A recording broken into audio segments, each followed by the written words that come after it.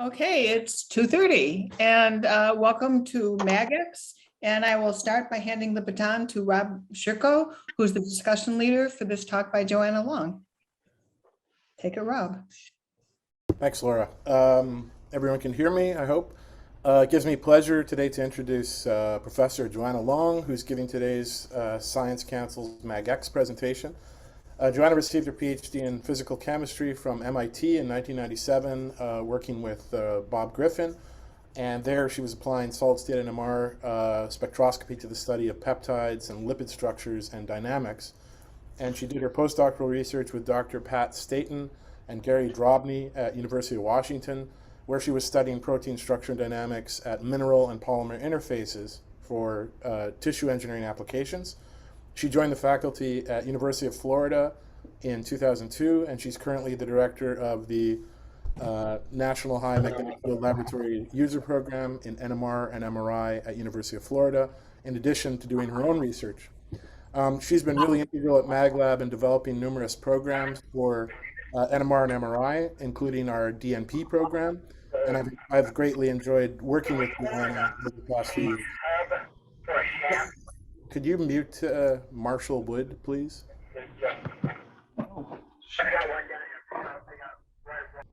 I'm getting feedback from... There, he just muted. Thank you. So her research focuses on developing magnetic resonance techniques for monitoring proteins, lipids, and metabolites in situ and in vivo to gain a molecular level understanding of their behaviors. So she'll be giving a 20-minute presentation followed by 10 minutes of discussion. And she says, feel free to interrupt or save your questions until the end. And now she'll tell us why we need ultra-high field superconducting magnets for doing biomedical NMR and MRI. Joanna, go ahead. Okay, thanks, Rob. So I'm going to fly fairly quickly because I have 20 minutes and it's a reasonably complex topic, but I hope you get the enthusiasm. And if you need more details on certain things I bring up today, I'm more than happy to meet with you and talk about things in detail. So I wanted to start with MRI, which is magnetic resonance imaging.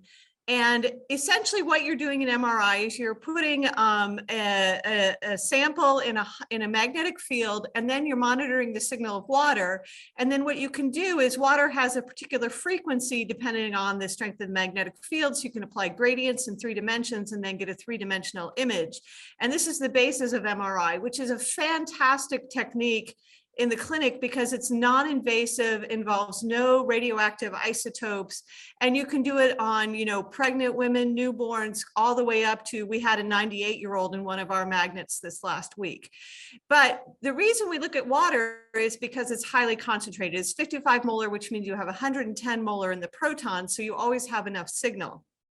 However, we're really interested in everything that's going on, not just the structure in biological organisms. What we're really interested in is things like metabolism and proteins. Now, what we do there is we look at molecules that are at much smaller concentrations, but we're still using the exact same phenomenon as an MRI. In MRI, they take the nuclear off the front to make it sound safer. Now, in NMR, what we do is we go with a highly homogeneous field so that the frequency is not varying with the field, but the frequency is varying with the chemistry of the molecules.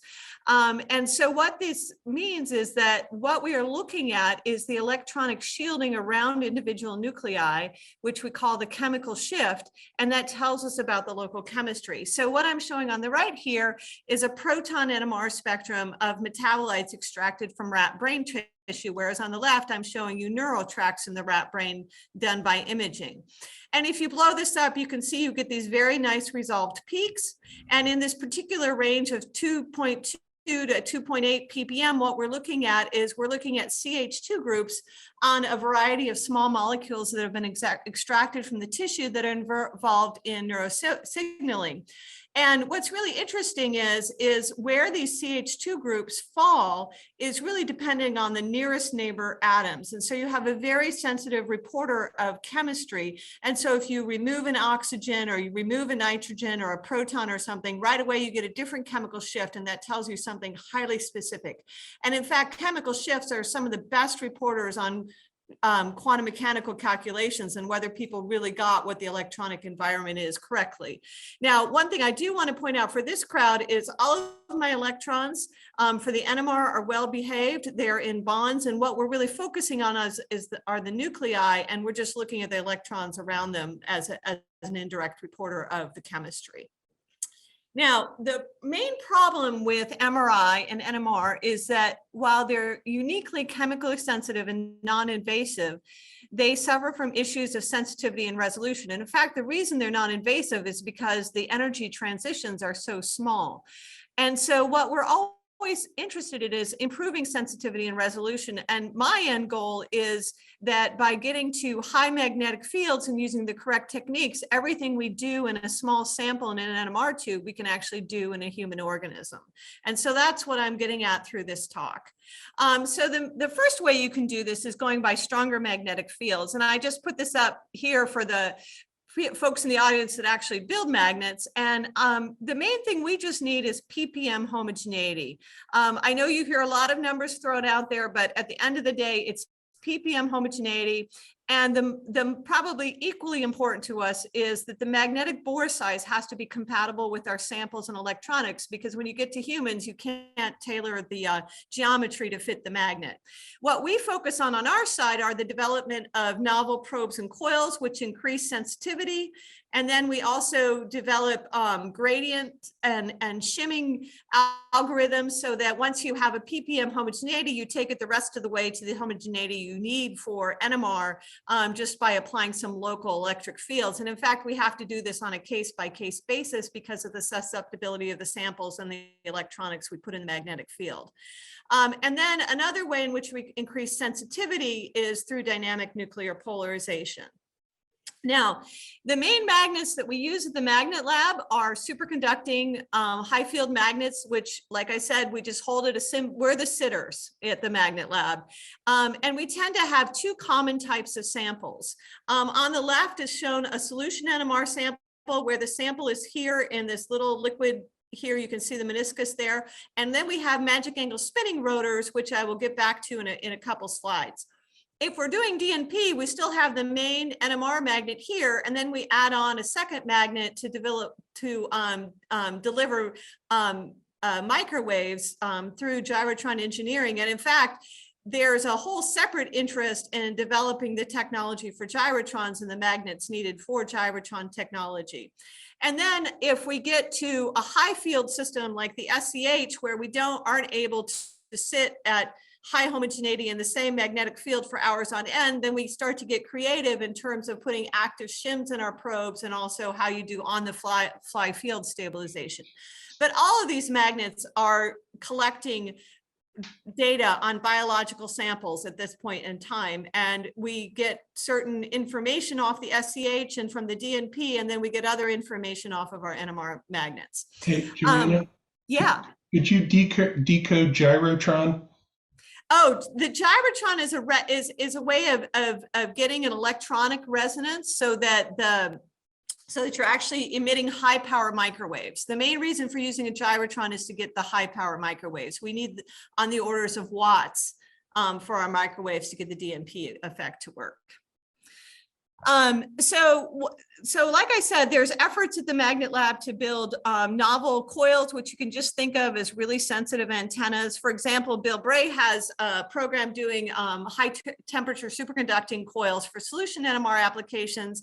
And we have some NMR probes in the Amherst facility built by him, in which you can take the venom from a single insect, put it in a small little NMR sample, and then you can get what are the metabolites in that individual insect to see how they change over time.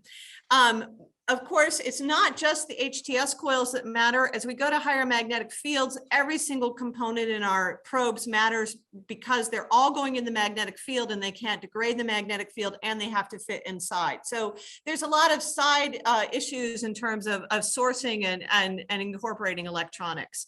And then on the solid side, we have Peter Gorkoff and his program in magic angle spinning probes. And in solids, what we have to do is not only have a really sensitive antenna, which is what Bill is doing with the HTS coils, but on the solid side, we have to be able to deliver high power magnetic fields that are orthogonal to the main magnetic field. And we do this through radio frequency electronics.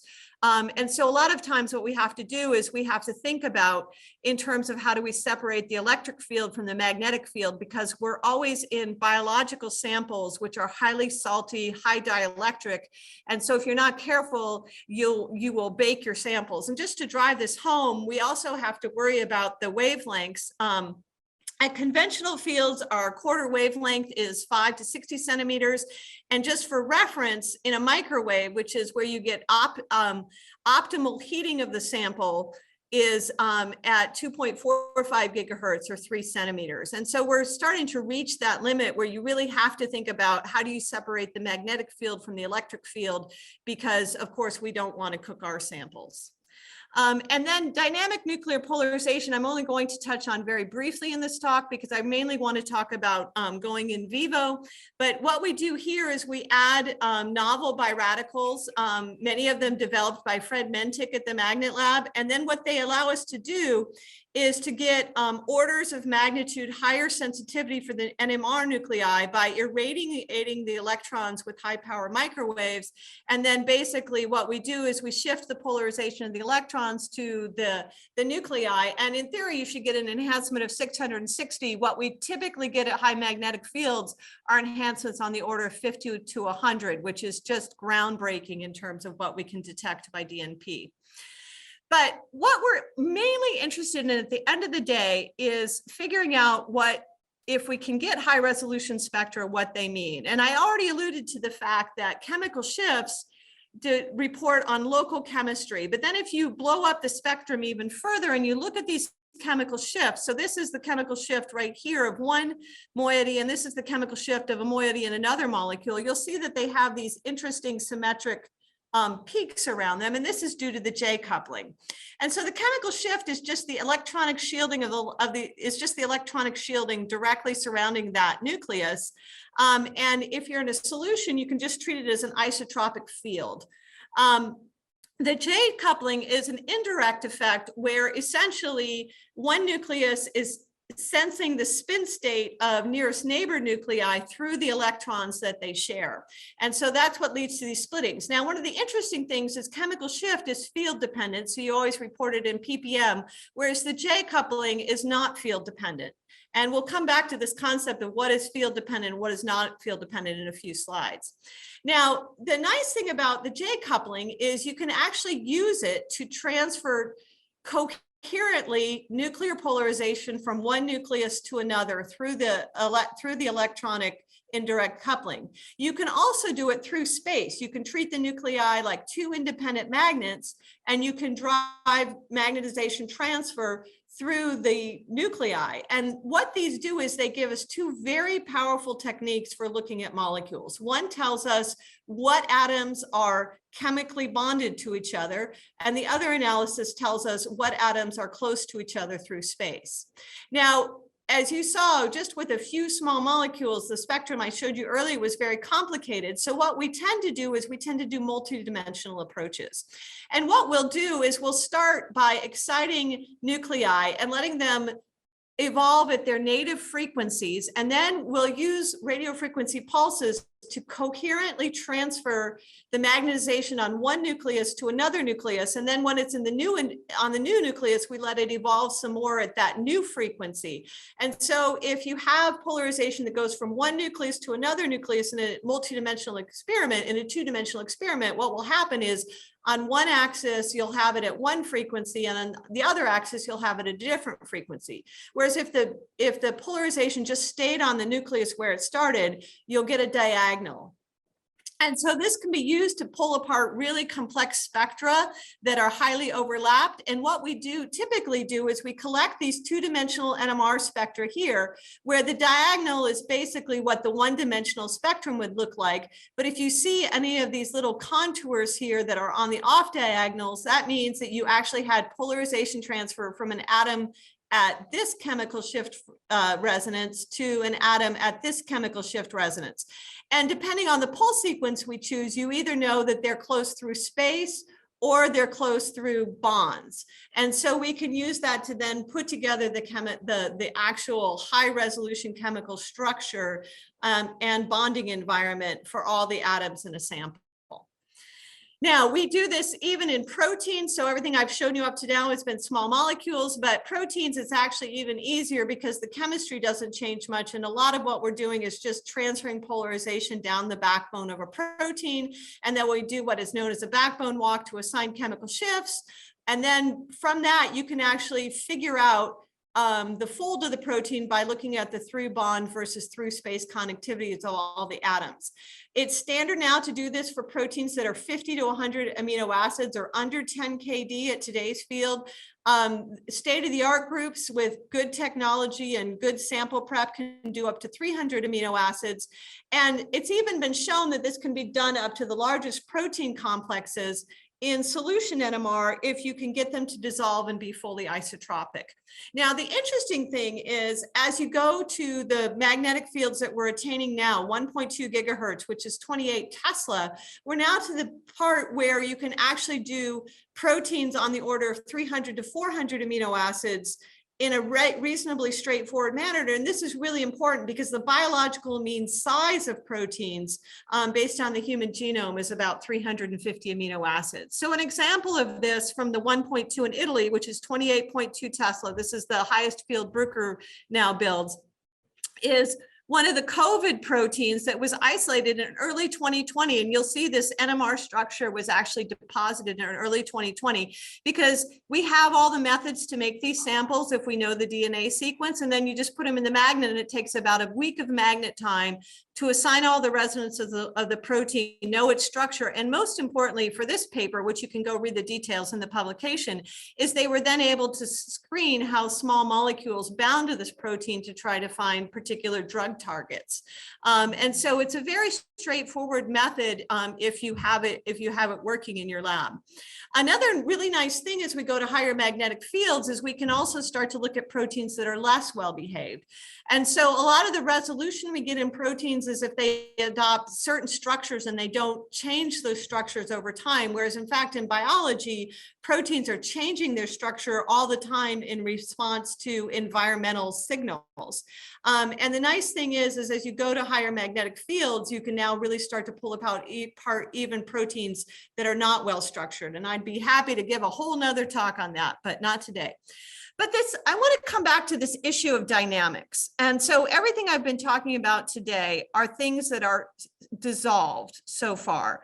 And so they're in usually water and they're tumbling isotropically. And so what I'm going to show you here are some spectra of a simple molecule. It's the amino acid alanine, which you can get as a crystal, or you can dissolve it in water really easily. And if you put the crystals in the NMR field, this is what you get, essentially a big blob. And if you take this exact same crystalline sample and you put it in water, what you'll get is this spectrum here. And you'll notice there's a large peak here. This is not the alanine, this is the signal from the water.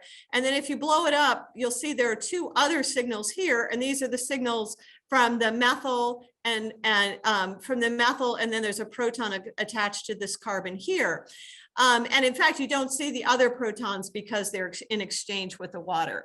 But what's really critical is the only difference between this blobby spectrum here and this really high resolution spectrum here is the fact that you dissolve the alanine. The homogeneity of the magnetic field did not change.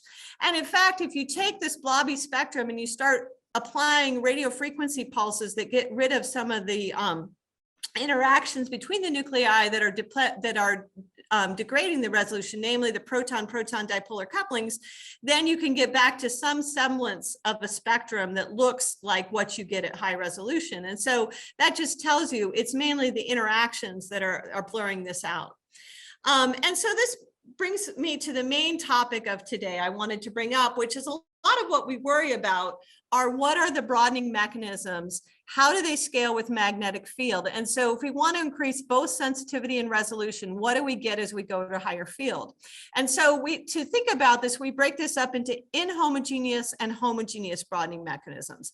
So the homogeneity of the magnetic field, that is an inhomogeneous mechanism. Magnetic susceptibility, chemical shift, those are also inhomogeneous mechanisms. So those scale with magnetic fields. And so as you go to higher magnetic fields, you don't actually increase your resolution, but you increase your sensitivity. Meanwhile, most of the interactions that we're using that tell us something about the atom, the organization of the atoms, are actually homogeneous broadening mechanisms. The J couplings, the dipolar couplings, and the quadrupolar couplings do not scale with field, which means that as we go to higher field, we both increase our resolution and our sensitivity. The other interesting thing is that both inhomogeneous and homogeneous broadening mechanisms can be overcome by magic angle spinning, because most of them have the format of a second order Legendre polynomial. So if you spin at the magic angle, which is the diagonal of a cube, you will average them through the motion of the sample. Now, many of you have seen this figure in which we're trying to put together how will our sensitivity increase. And you'll notice some of these have a more linear like behavior. And that's because we don't think the resolution increases a lot, but the sensitivity will increase.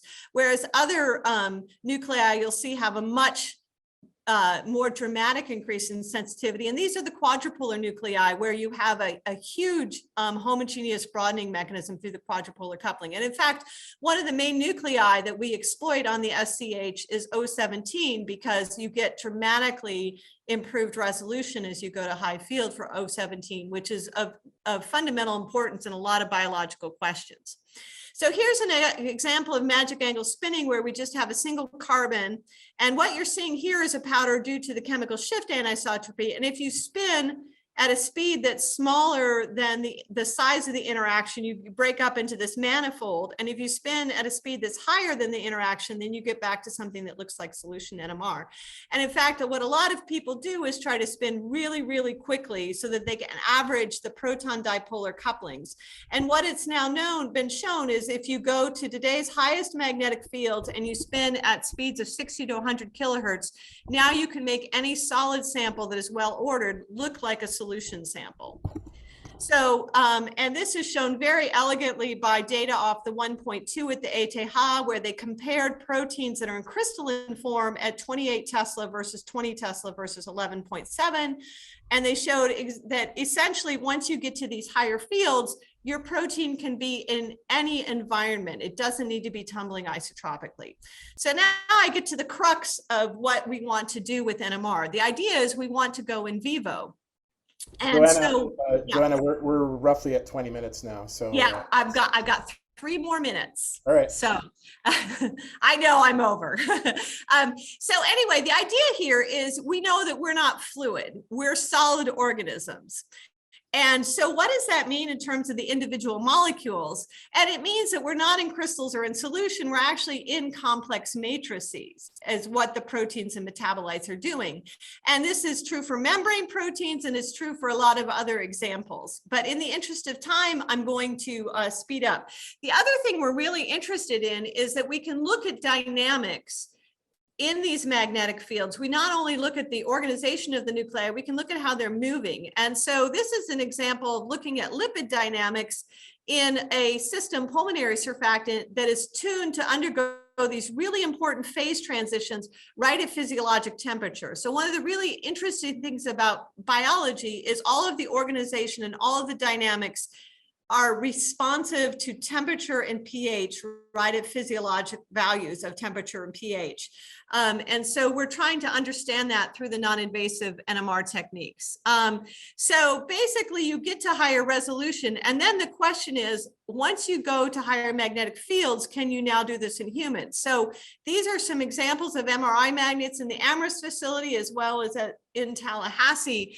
And here, in theory, you can turn the organism into the NMR sample if you know the dynamics of the molecules. And in the interest of time, I'm going to skip to this last slide. So what's interesting is if you take an NMR spectrum within a rat brain that is of a living rat, you'll get this blue spectrum, which is in blue.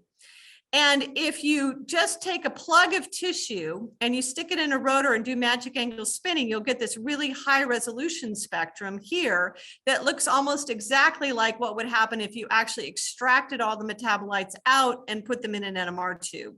And we can then fit this data, and we know how fast we need to spin, which is not very fast. And then we actually were able to recapitulate what you see in the rat brain just by adding gelling agents, where we slowed down the tumbling of the molecules. And what this means is something very fundamentally important. People have for years thought you get poor resolution when you go in vivo because of magnetic susceptibility and because it's hard to shim the particular organs in humans, when in fact it's actually not all that difficult to shim them. And in fact, what's going on is that the dynamics of the molecules are just on slower time scales than they are in an NMR sample.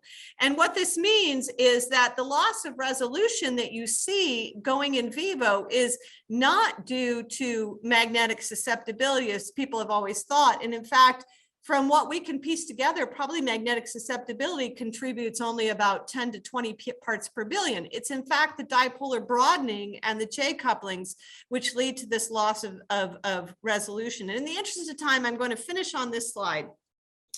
This is an example of the resolution you can get in a human on the right versus a rat on the left as you go from 3 Tesla to 14 Tesla. And one of the things you'll notice, this is a basis set of metabolites. You'll notice that the patterns over here get much simplified as you go to higher magnetic fields, and that's because only chemical shift is scaling with magnetic field, whereas the J couplings are not.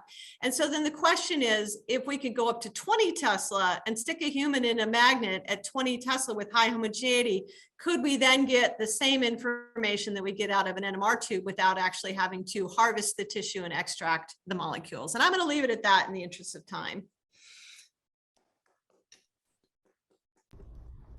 Okay, thank you very much, Joanna.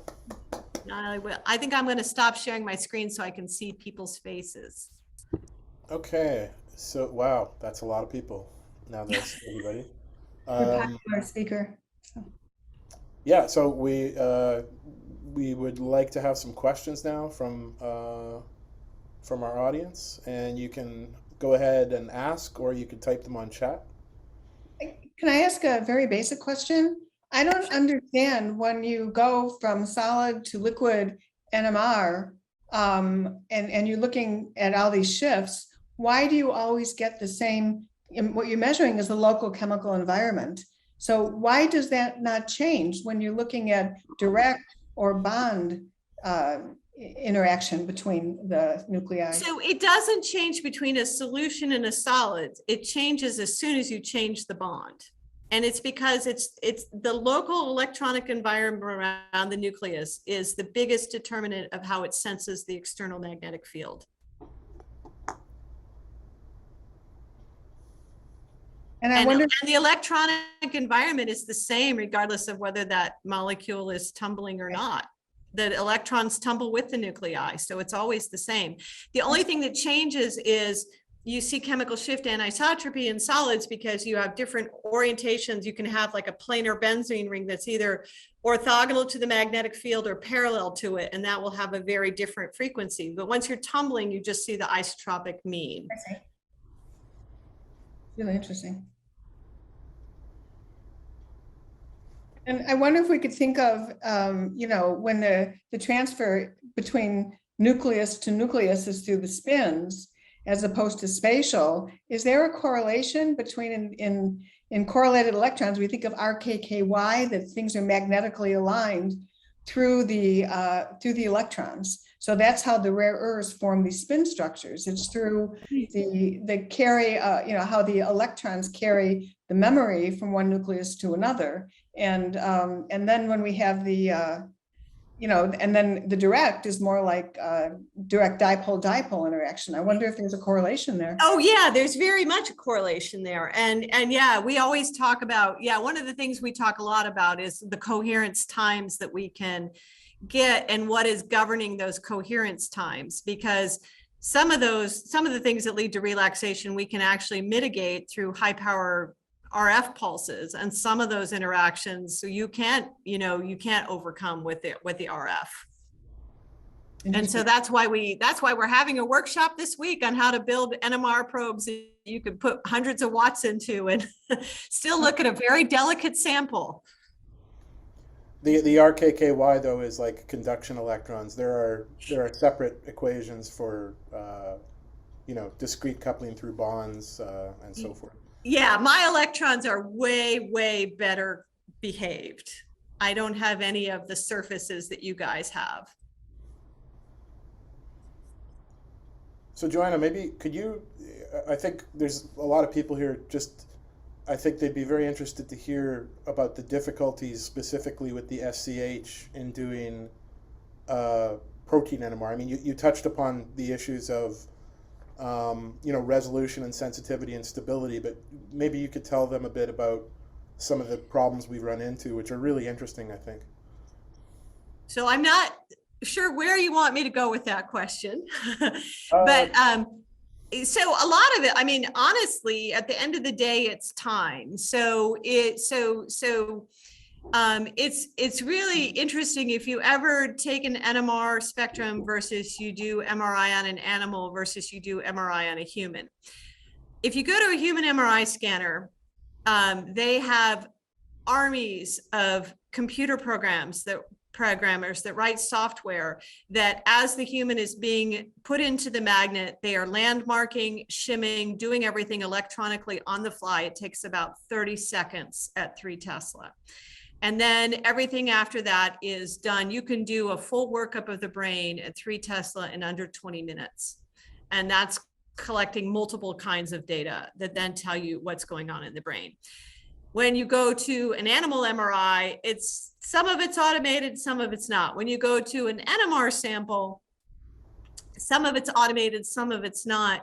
But you also have settling times for the homogeneity of the field, and you have to worry about the stability of the field. And so at the end of the day, what you need is enough time. So, we have certain frequencies, which means to resolve 2 different frequencies, you have to capture the data for a certain amount of time. There are just ultimately limits to the resolution you can achieve, which means for proteins, usually what this means is even in the limit of sensitivity is not a problem, resolution is not a problem, to collect the actual data sets on a 1.2 gigahertz instrument to do a full workup of like the COVID protein that I showed you. It's about 3 days worth of data collection. And all 72 hours, you're sitting in a highly shimmed, highly homogeneous magnet. And the only thing you're doing is changing the RF pulses and when you have the receiver on. Everything else is just absolutely quiet electronically and from a magnetic field perspective. And then when you go and you switch to another protein sample in a different buffer, you have to go back and shim and do everything again and recalibrate everything again. But on modern instruments, if you write the software correctly, again, you can do that in about 10 minutes. And then you again need to collect all those frequencies at enough resolution, and it takes you another 3 days. So it's not about, when you get to actual proteins, it's not about sensitivity. It's about how many data points you have to sample. And so then non-uniform sampling comes into play, all the tricks of the trade come into play there. So there's a lot of things you can do to make things faster and faster, but there are ultimate limits to how fast you can collect the data. And T1 is an issue too. T1 is always there. Well, thank you. Well, I guess we're just past time. Are there, I just Could want to I just ask one question? It's yeah, Steve. sorry, I didn't mean to. Yeah. Oh, no worries. Hey, it went by very quickly, but did you say that you spin rotors at 100 kilohertz? Yes, down the hall from you. How? Go see Peter Gorkoff. Now, those samples tend to be really small. So one of the things we have a lot of religious discussions about in our neck of the woods is what rotor do you want to use, because you always have to sacrifice how much sample you have for how fast you could spin. So you're under 1 milligram of sample when you're spinning at 100 kilohertz, whereas if you're spinning at 10 kilohertz, you can usually have 50 milligrams of sample. Okay. So 0.7 millimeter rotors, they're like a pencil lead. And I don't try to work with them. People with younger eyes than mine need to work with those rotors. Got it. Thank you. Okay, anything else before we wrap up today? We're coming close to the end, but we have a minute or so. Just that the next MagX talk will be June 21st, and we could take volunteers. A recording will be available, somebody asked. Yes, a recording will be available. And I know I went super, super fast. Like I said, any one topic that I covered today, I'd be more than happy to meet with you about. You'll hear from me. Okay, well, seeing none, let's thank Joanna, and thank you all for coming today. That was Yeah, great. thanks, everybody. Take care. Thank you.